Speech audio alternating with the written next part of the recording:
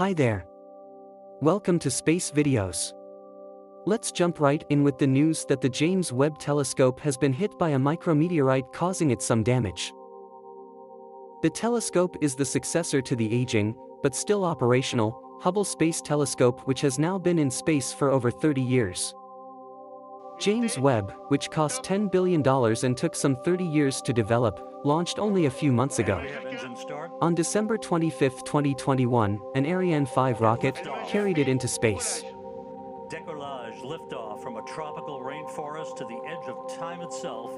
James Webb begins a voyage back to the birth of the universe. Even though the Ariane 5 rocket, which had launched the telescope, has one of the widest payload fairings, some 5.4 meters, it still wasn't big enough to hold James Webb in its full form. So the telescope had to be folded so it could fit into the launcher.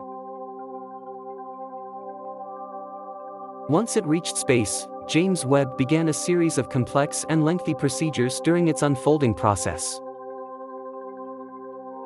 From launch, the telescope then traveled some 1.5 million kilometers / 1 million miles from Earth to its final destination called Lagrange Point 2.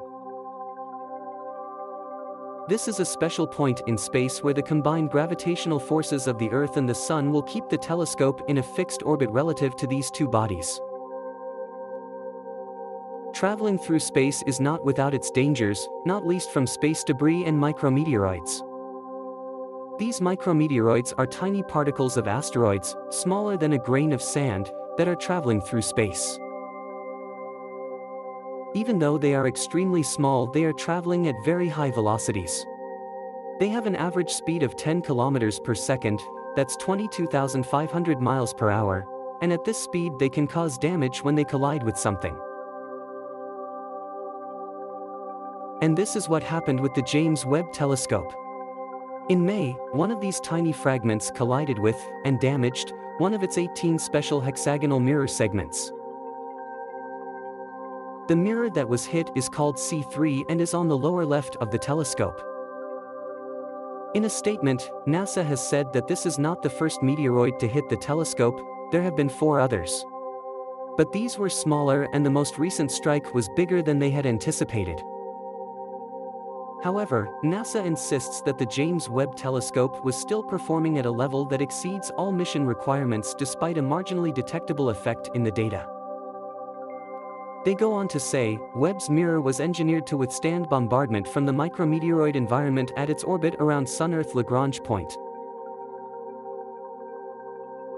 Furthermore, they say Webb's capability to sense and adjust mirror positions enables partial correction for the result of impacts.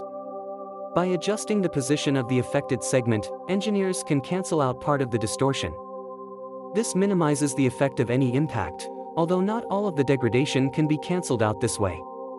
Engineers have already performed a first such adjustment for the recently affected segment C3, and additional planned mirror adjustments will continue to fine-tune this correction. While this recent impact may be concerning, NASA seems confident that it will not significantly affect the operation of the James Webb Telescope, and they are preparing for many years of successful astronomy. Next month, on July 12, NASA will release the first full-color images and spectroscopic data. This will give us our first taste of Webb at its full power, as it begins its science mission and unfolds the infrared universe. We look forward to these images and also to many, many years of discoveries with the James Webb Telescope.